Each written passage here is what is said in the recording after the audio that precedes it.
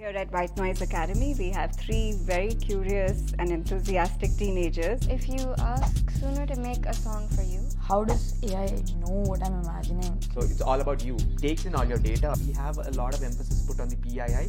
When I spend more time on seeing a post. So how exactly does it work? There'll be hundreds and thousands of millions of images. You can call it a very big probabilistic model. So we started this AI with teenagers. So.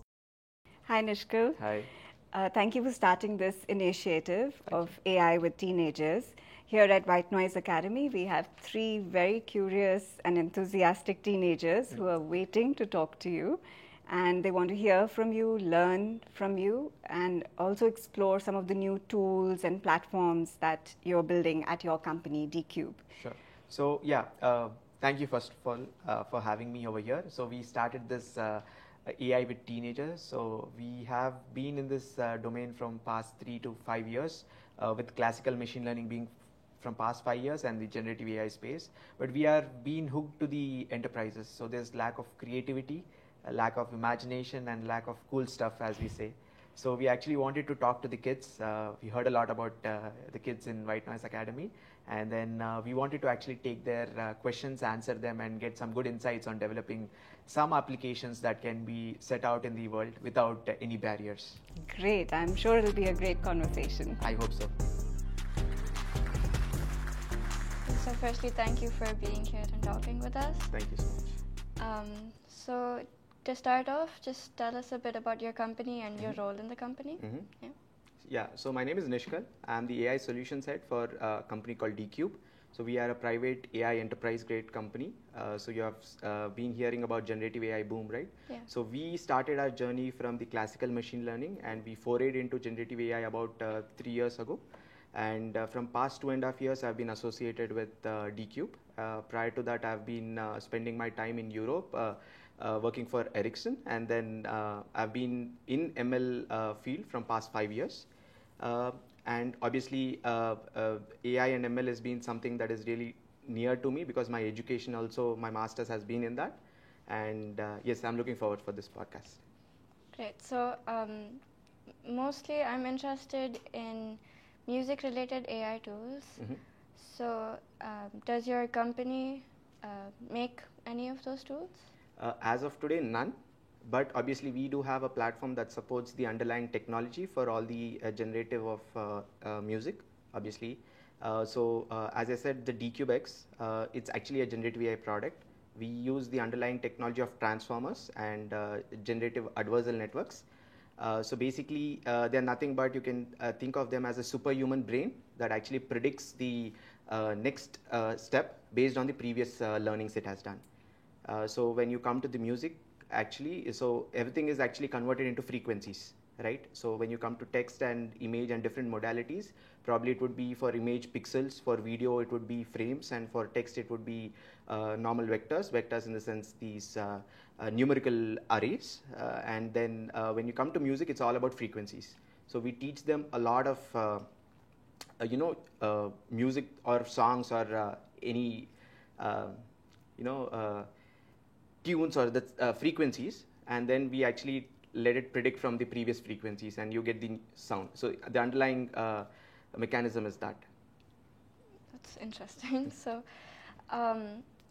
with music AI tools, for example, Suno AI, if you ask Suno to make a song for you, you have to give it a sort of theme, right? So when you give it that theme, how does it know what emotion to put forward? Like, for example, sad or happy. So how does it know what emotion is in music, and how is it different from how humans perceive emotion?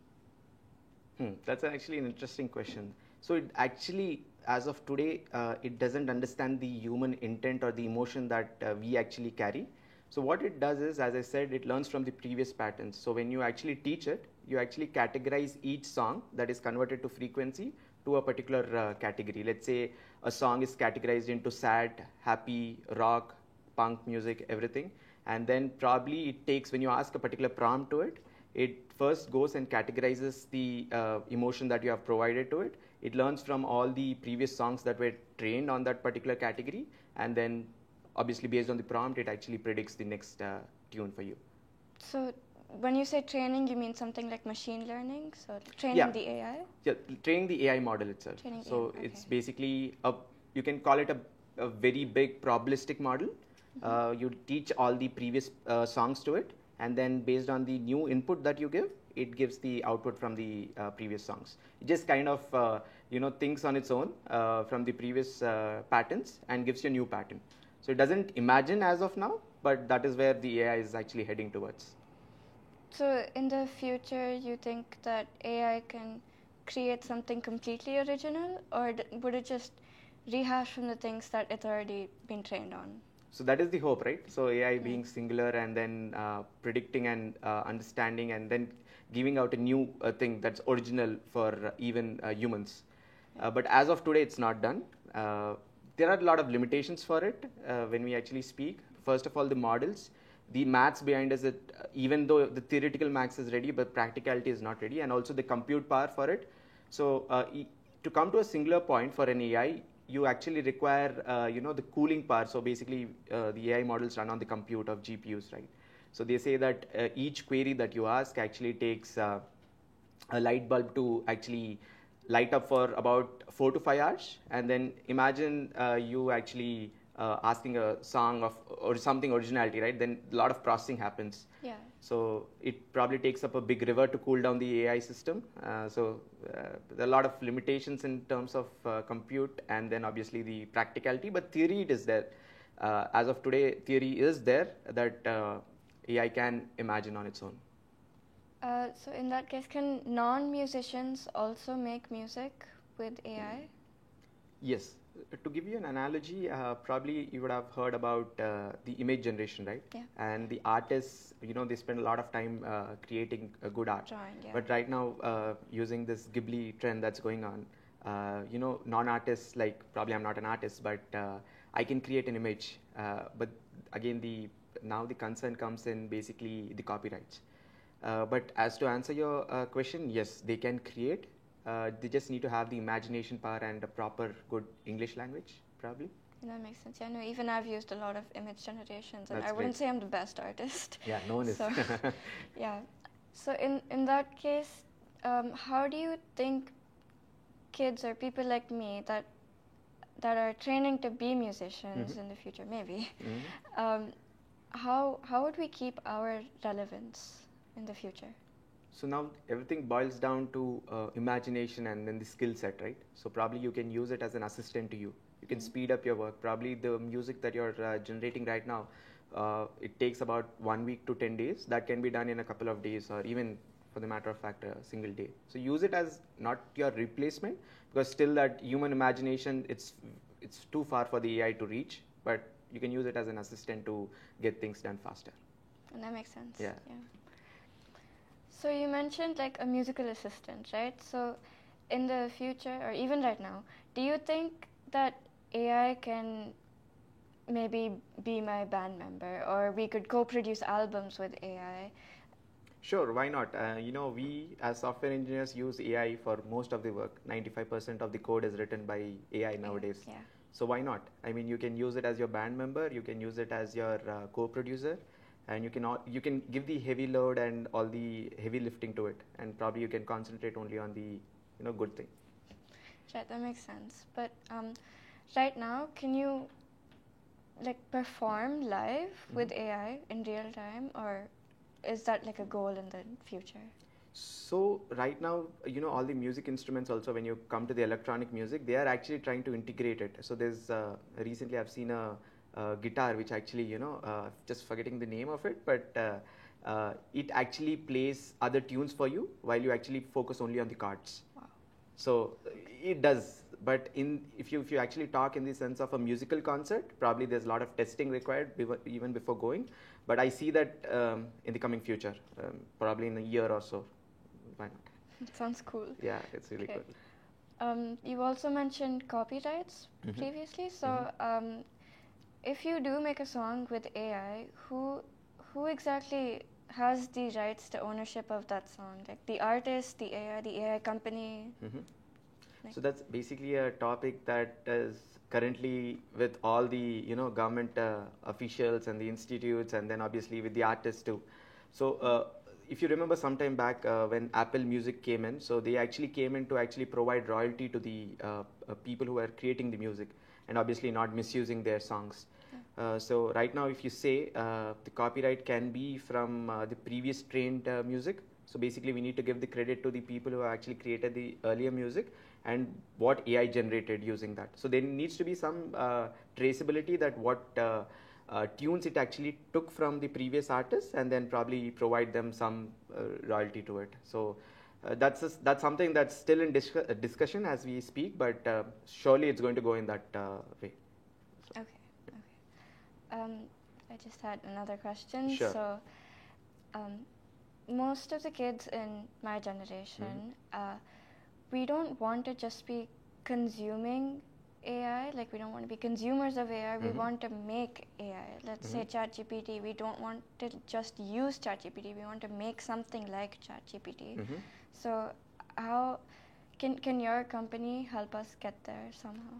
Sure. So there's something called agentic frameworks. What you exactly spoke, we are actually developing a no-code or a low-code tool where you actually just need to imagine the workflow of AI, right? So probably let's say you want to create a comic book and you have multiple components in it.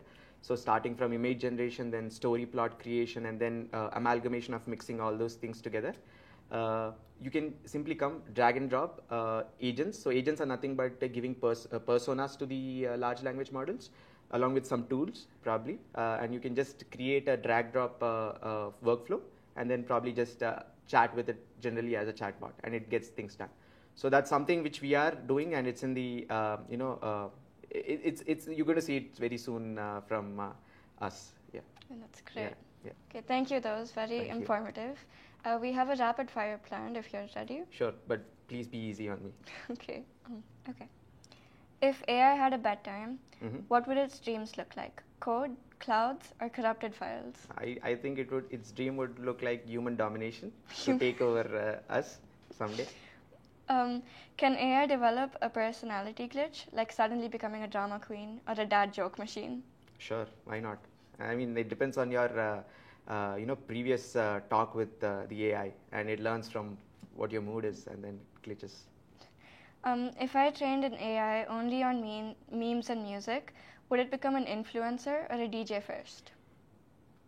Influencer, because already there are some influencers, AI influencers that are there on the social media, and they from actually the past. Yeah. Do you think AI can ever develop stage fright, or is that just a human feature we can't upload yet? Until and unless AI gets emotions, inhibitions, it's good to go. No fear for it. Can AI ever get bored of solving the same kind of problem, or does it just keep optimizing without complaining? It doesn't complain. That's the good part of AI. It's just a dumb machine still. Yeah, it needs to have a lot of personality yet. Right. Yeah. If we gave every AI model a zodiac sign, would GPT be a Virgo? No, Scorpio, because I am Scorpio. Okay. Okay, thank you. Thank you so much. I'm Advik, as you've spoken to Anya earlier. I am more interested in art. Sure. So my first question to you would be that, like, when I imagine something like a skateboard and there's an octopus sitting on it, and it's a happy mood, right? Correct. So how does AI know what I'm imagining, and like how does it choose the color of the skateboard and the color of the goggles, or if it's riding the skateboard or sitting on it? How does AI know those? So I'll ask you another question for before answering it. How do you actually ask the AI? So yeah, I would say that, can you create an image of an octopus sitting on a skateboard on a sunny day or something like that? Correct. So basically what happens is it takes in the input what you have given based on the previous patterns.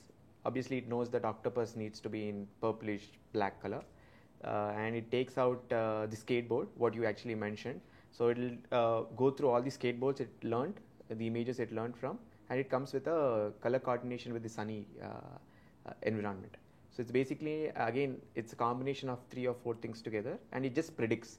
It doesn't imagine. So there's no imagination power as of now, but it actually predicts based on your prompt and also the previous data it learned. So it's all about you. You ask the question, and then obviously it thinks from the best probability of best 3 parts of the images, and comes up with the color coordination, the template, and then the images itself. So, but like, what if I'm the first user of a thing? Then there's no pattern to look behind. Right? It's not the pattern from you, but it's the pattern from which the model learnt. So probably when you train a model, there'll be hundreds and thousands of millions of images that it learned from. So it's not about you, but it's about the images which it learned from previously. So I have a sketchbook full of drawings. So if I were to feed them into AI, would it understand my pattern? And then when I give them new like questions, will it be able to draw it and sketch it in my way? Sure, but how many drawings are we talking about? Is it 100, 200, 300? Maybe, yeah. Yeah, probably. So what happens with 100, 200, 300 if you want to develop a model from scratch is it doesn't has that much data points to learn from. So you'd basically take a model which is already learnt and then probably you relearn it with your data. Then it predicts from your patterns. Okay. And like, let's say I have a school project, right? I want few images. If I ask AI to create those images, can I use it as my own images? Now it depends upon the policies that the school has, right? So basically, if you imagine, right? So if you actually create a near human-like image, obviously it's very difficult for people to make a differentiation between AI and the human-generated image. But nowadays there are a lot of tools that are coming where you can actually put in the image or text and then figure out whether it's AI generated or human generated. So now again it boils down to the part where if school finds out, is it fine for it or not? Like, but is AI or the company that's make the AI so it's okay with me using it in different Yeah, places? obviously, right? So you're actually a user, so it takes your data and gives its data back. So it's vice versa. They use your data and you use their data, but they say that they are not going to touch your data, which is actually factually not correct. But obviously you can use until and unless it's kind of not replicating the exact same thing that other people created, or else they can actually put a copyright and then, I mean, it's a big legal process, but generally it won't happen. Yeah. So like, I have a lot of things or ideas that I want to create with imaginations, right? But I don't know much about animations and all. So can I tell AI the storyline of my story, and can AI create the animations or anything for it? Sure. So there's two questions to this. So you want the plot to be generated, animation to be generated, or the entire thing to be generated? No, like I would give the storyline of the characters and what role they're going to play, like a script. Correct. And then would it be able to create animations the way I want? There are very few tools that are actually creating animations per frame per se. I mean, because if you actually ask, you give a prompt saying that your hero character actually needs to look in a certain way. And then that's for first scene. And the second scene, again, it needs to retain the memory. So very few tools that are actually retaining the memory and providing you a bigger length animation. So if you just see like 30 seconds, 40 seconds, 1 minute, 2 minutes, Gemini Veo 3 is actually very good in generating that. But obviously you need to retain the memory, you need to retain the characters of the plot, and then obviously you need to carry forward the entire story script, right? So there are very few tools, but obviously yes, you can do it. I have one more question. Like when you were talking to Anya, you mentioned that when AI would need more information to create music and would take lots of water. Yes. Is there in the future, would there be a way that it does not require as much water to cool down, or could it be done somewhere else with other systems? It can be done, but it depends upon the entire chip that is running the AI, right? So how powerful or how embedded the chip is. And also for a matter of fact, if you can actually see, there's something called Moore's law, where the number of transistors keeps on growing exponentially day by day, and the chipset's becoming more and more smaller. So basically, as the technology advances, probably in about 10, 15, 20 years, the main goal of the entire AI hardware is to drop it down to as small as a box, tiny box. But that's a lot of time to go. And even people are exploring space, probably the moon, Mars, etc., to actually host the entire compute over there, so that there's a lot of natural resources present over there. So they use that, and the resources on Earth doesn't get utilized for it. When I create an image, like the other day I was creating an image on AI, and I wanted to post it somewhere, or I wanted to show it to other people. Are there safety concerns related to the information I share to AI that I want all of this? Like, will it use my images to create other images? Sure, it does use it. It does use it, but it says that it doesn't use it. But how do these models evolve? It requires lot of data.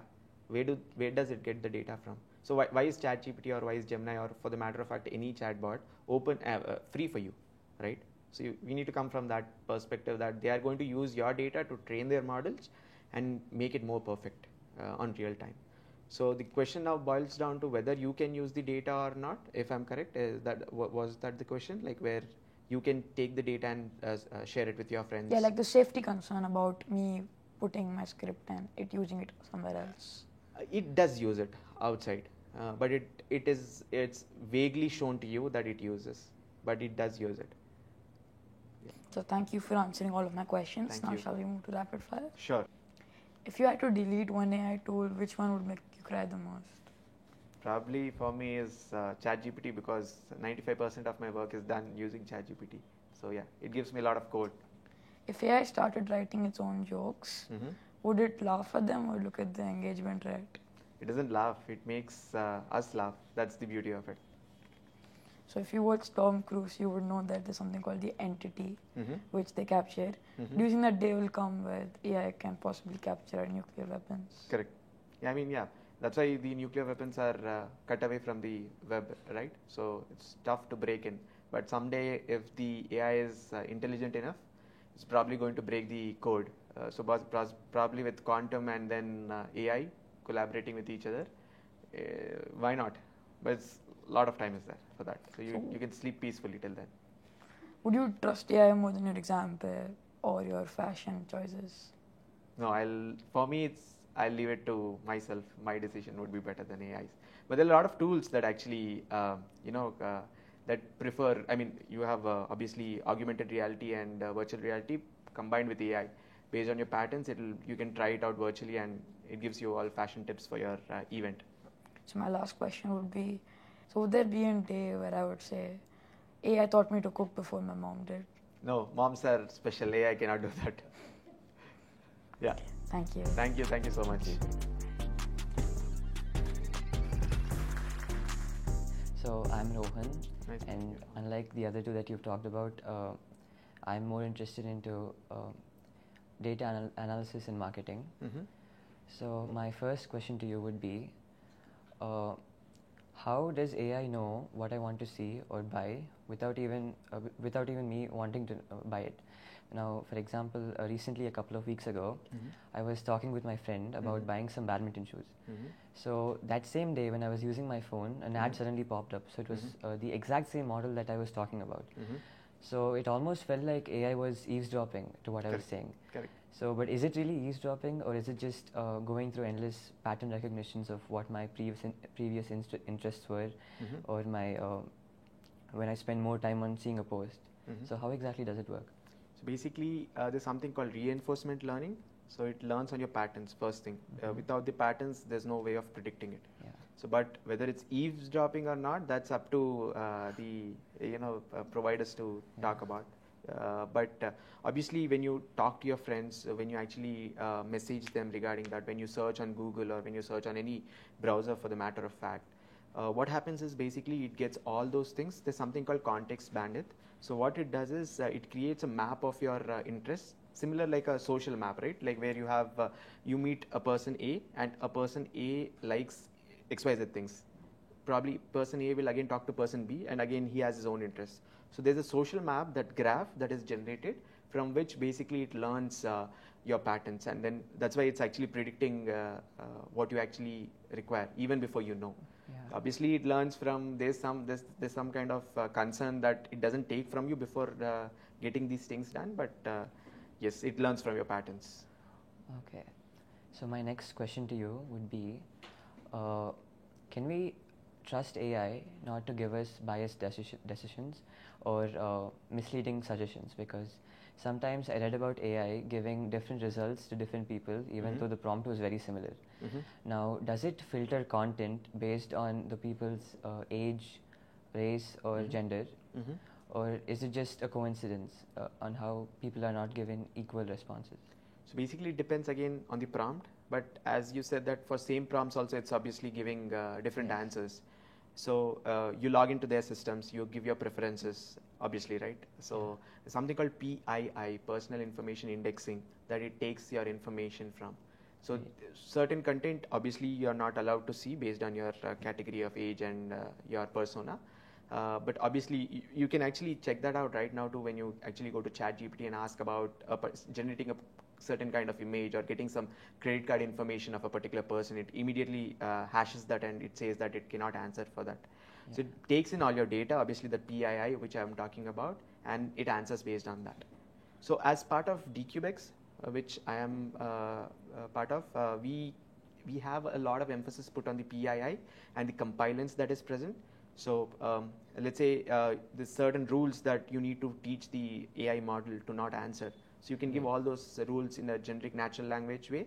We take that and the platform understands that, and then obviously when a particular question is asked regarding telling your social number or Aadhaar card number, we immediately, even before going to the AI model. So what these cloud providers like OpenAI, Gemini does is actually takes the information and it goes to the AI model, and then probably it stops over there without generating the answer. But what we are doing is, even before going to the AI model, we are having this guard railing, similar to the gates and fences you have for your house. So that's what we are doing as part of DQBX. Oh, okay. Yeah. So the next question would be, I mean, I personally use ChatGPT for most of my work, whether it's brainstorming ideas or any school work. Sure. So I also noticed that, I mean, I learned that people can build their own AI tools using platforms like DQBX. So why would it, it's fascinating as well as confusing, because if I can use a well-trained model like ChatGPT to do all my work for me, why would I need to create another AI model which might or might not give the same results? So probably, again, coming back to the issue of privacy, right? So a lot of companies or a lot of institutes, they don't want to give their data out to these companies. The first criteria is that. Second criteria is ChatGPT can just answer your questions, but it cannot build workflows and it cannot be integrated to your tools. So what do we do? So there's something called agentic workflows that comes in place. So that is where we also provide you tools, not just to fine-tune the model according to your data, but also incorporate in your workflows. So for giving an example of what a workflow is, right? Let's say every day morning you actually check your emails, right? Who's sending what email, etc., and get a summary of what it is. So that right now, if you integrate it to ChatGPT or any model, public model, it takes your entire information. First thing, privacy is breached. Second thing, you need to again code those tools for you. Like you need to actually integrate the Gmail application to ChatGPT or whatever email you're using, and obviously then summarizing that. Entire process is tedious, right?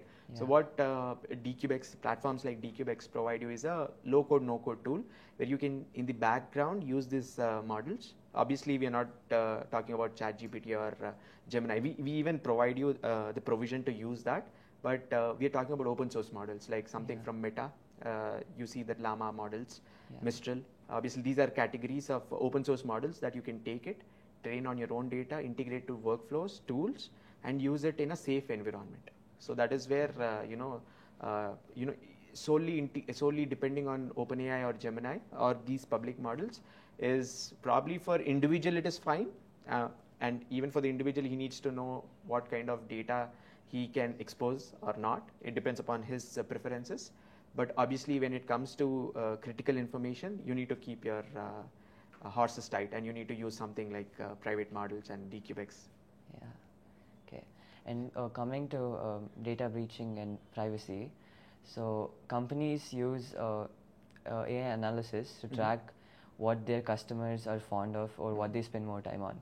So they use that data to provide algorithms for their content and advertise their products. So if a company wants to use those same methods in order to give their customer a better product to use, how can they make sure that that data is not misused, or because the outcomes would be scary if they would go into the wrong hands? Right? True. So right now they are using it, as you said, they are using it. But obviously they have these compliance checks that are followed by the norms set by the government. So even though they are there, you can probably see that tools like ChatGPT or Gemini, if you actually prompt in a certain way and you confuse the model, it can still give you the data. So there needs to be more privacy enhanced, and AI for security, AI for privacy, AI for ethics is something a vertical people are doing PhD grade education in, to come around with these policies. But one unfortunate thing is, even before that is actually grooming up, the advancements in AI is more faster than the ethics itself. Yeah. So that's something we need to wait and watch probably so to see where it's heading towards. But yeah, that's some very important and critical vertical of AI in ethics. Right. So coming to my last question, now I'm personally interested in a tech business, on building a tech business. So I have some ideas on helping students with their studying, or also to incorporate fun learning. So if I wanted to make a proper business or pitch the ideas to investors, no one would take me serious because I'm still a teenager and I still have the ideas as a rough draft. So now, could I use AI to make that a proper idea with a long-term plan and a proper presentation and help me pitch it to investors? So. Sure. So I don't know if I can say this or not, but during the initial stages of we pitching D-Cube, so we had to create a lot of one-pager pitch, obviously a 1-minute pitch, and then obviously 5 minutes, 10 minutes, depending on whom we are pitching to, whether it's a venture capitalist or other funders. So we used a lot of AI, so we knew what content to be given. Obviously, you need to know what content to be given and what format you want. And obviously, it'll help you draft not only the pitch, but also the business proposals. It'll also help you break down your finances. It gives you a proper documentation on what to be told to the investor and what not to be told. And obviously, yeah, we have used it. Obviously, we have restricted the content, obviously. But yeah, sure, why not? I mean, it'll just fasten your process and help you a lot. Okay, so thank you for answering all my questions. Thank you so much. Yeah, so I've gained a better understanding now. I'm happy to help, yeah.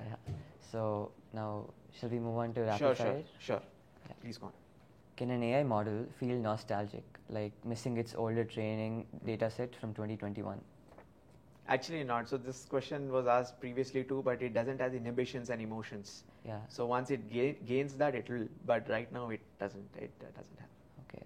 So if my AI friend knows my playlist, my calendar, and my sleep time, does that make it my digital bestie or just a super stalker? It depends upon how you take it. Yeah. So it can be super stalker if you get that data out to someone else. But if it's not, then it can be your assistant, a proper good assistant. Yes. So if we give AI the power to vote on cafeteria menus, would we finally get better food in schools? I hope it's not that case because it'll obviously choose the healthy one based on your parents' preference, and you want all the junk food. So I don't think that we should go over there. So what's the one thing humans can do that you think AI will never truly learn? Imagination, dreaming, getting new content out. So that's way too far.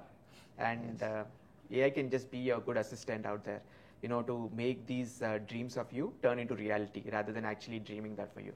So, I mean, if that happens, then there's no use of humans being existing, right? So, So, do you think in 10 years, we'll all have a personal AI that grows up with us like a pet, but smarter and less messy? I guess it's not 10 years, but probably in a year or two, that's going to happen for sure. Okay. Yeah. So, the final one is, if we ever build an AI intern, can it join W and TAP, or would it need to pass our vibe check first? It'll check the vibe first. I feel that it needs to check the vibe first. Yeah. So yeah, that wraps up our Thank you so much. Nice meeting you. Thank you. So I hope the kids didn't trouble you too much. No. It was a good trouble though. Okay, great. I'm sure they went away from this conversation with a lot more insight and knowledge. And thank you again for doing this, for talking with them. And I hope we see you again. Yeah, and thank you for having me here. And obviously, I got some pretty good questions. We need to go back and think about our imagination and creation. But it was really heartwarming for me to chat with the kids. Thank you so much for having me. Thank you.